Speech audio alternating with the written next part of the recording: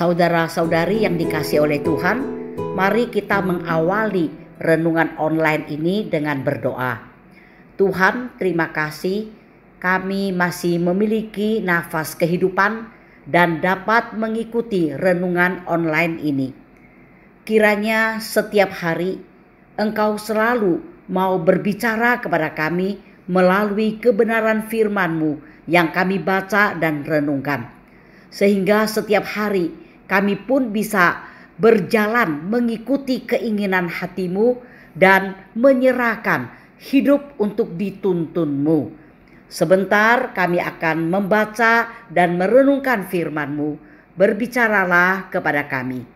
Demikian doa kami panjatkan dalam nama Tuhan Yesus. Amin. Saudara-saudari terkasih, renungan online hari ini diambil dari Lukas pasal 19 ayat yang kelima yang berbunyi demikian. Ketika Yesus sampai ke tempat itu, ia melihat ke atas dan berkata, "Sakyus, segeralah turun, sebab hari ini aku harus menumpang di rumahmu." Saudara-saudari yang dikasihi Tuhan, di tengah dunia yang besar dan luas ini, sangat mudah bagi kita untuk merasa bahwa diri kita tidak lebih hanyalah setitik kecil di tengah orang banyak. Dan di dunia kita ini cenderung tidak menghargai kita sebagai seorang pribadi yang kecil dan sering menjadikan kita sama saja seperti orang-orang lain yang dianggap biasa-biasa saja. Namun kita seharusnya menyadari bahwa Tuhan sangat mengasihi kita secara pribadi, siapapun kita, dan Ia bisa memperlakukan kita dengan cara-cara yang khusus atau sangat istimewa, satu pribadi demi satu pribadi. Sebagaimana kalau kita melihat saat Tuhan Yesus ada di tengah jalan menuju ke Yerusalem untuk memenuhi penugasannya menuju ke salib, saat itu ada orang banyak dalam jumlah yang besar berkerumun di sekitar dia.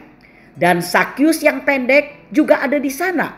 Dan ia tidak dapat melihat Tuhan Yesus sehingga ia memanjat sebuah pohon. Saat itu Sakyus sudah cukup puas dengan hanya melihat sekilas saja akan Tuhan Yesus, sang guru besar ini. Tetapi Tuhan Yesus saat itu berhenti. Ia menengok dan memandang langsung ke arah Sakyus dan berkata kepada Sakyus bahwa ia akan menumpang di rumahnya. Terlihat Tuhan Yesus mampu mempedulikan Sakyus secara pribadi, sehingga ia mau mengajak Sakyus bicara, mau mendekatkan dirinya kepada Sakyus, bahkan menumpang di rumah Sakyus untuk menolong mengatasi masalah pribadinya. Terlihat di tengah-tengah orang banyak, Sakyus tidaklah kehilangan pandangan dan perhatian dari Tuhan Yesus. Bahkan Tuhan Yesus begitu mau meraih Sakyus dengan caranya. Saudara-saudara, saat itu bersyukur bahwa Sakyus tidak mempedulikan keberadaan orang banyak di sekitarnya. Ia hanya meresponi kepedulian Tuhan Yesus kepadanya. Dan ini menjadi awal perjalanannya yang istimewa bersama Yesus, yang kemudian mengubahkan hidupnya secara radikal. Saudara-saudara, apa yang Tuhan Yesus lakukan terhadap Sakyus juga mampu dilakukannya kepada kita. Jadi Tuhan Yesus pun dapat memandang, mempedulikan, serta meraih kita secara pribadi dengan caranya yang unik. Saudara-saudara, Tuhan Yesus tahu seluruh kehidupan kita. Ia tahu masa lalu kita dan Ia pun tahu apa yang akan kita hadapi di masa depan kita.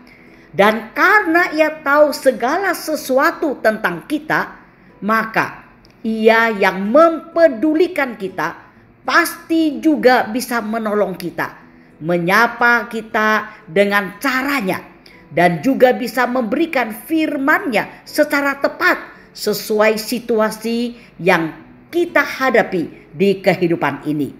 Demikian juga jika kita berada di tengah-tengah sekelompok orang Kristen yang mendengarkan firman Tuhan, Tuhan pun bisa berbicara kepada kita secara pribadi melalui firman-Nya tersebut. Sehingga kita secara pribadi pun bisa mengerti kehendak-Nya. Dan bahkan masalah pribadi kita dijawabnya melalui firman-Nya tersebut.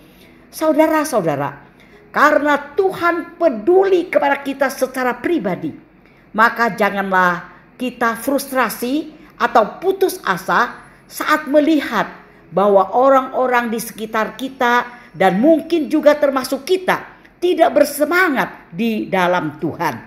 Ingatlah bahwa Tuhan bisa berbicara secara pribadi kepada mereka maupun juga kepada kita.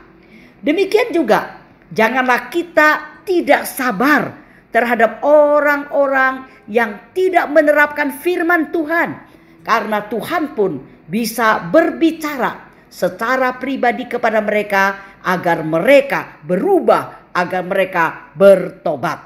Ya, puji Tuhan, Ia mempedulikan setiap orang secara pribadi, dan Ia pun bisa memakai cara-caranya, termasuk memakai firman-Nya untuk berbicara kepada setiap pribadi orang tersebut. Dan Ia pun bisa menjawab setiap kebutuhan mereka masing-masing, dan juga bisa membantu menyelesaikan masalah-masalah yang dihadapi mereka secara pribadi. Ya, bersyukur kepada Tuhan, saudara dan saya secara pribadi dipedulikan Tuhan, dan Ia pun pasti selalu siap menolong mengatasi permasalahan pribadi kita. Puji Tuhan.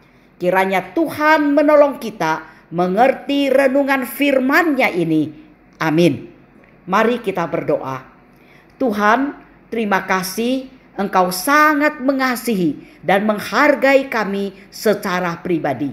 Sehingga Engkau pun sangat memperhatikan, mempedulikan setiap pribadi kami, dan juga selalu siap mau menopang kami di situasi apapun yang kami alami di dunia ini. Tuhan, tolonglah kami mengerti kepedulian-Mu ini, sehingga kami pun selalu menjalani kehidupan ini bersama-Mu, melibatkan-Mu, memimpin seluruh perjalanan hidup kami, dan kami pun bisa berserah total dan bersandar penuh kepada-Mu. Demikian doa kami panjatkan dalam nama Tuhan Yesus. Amin.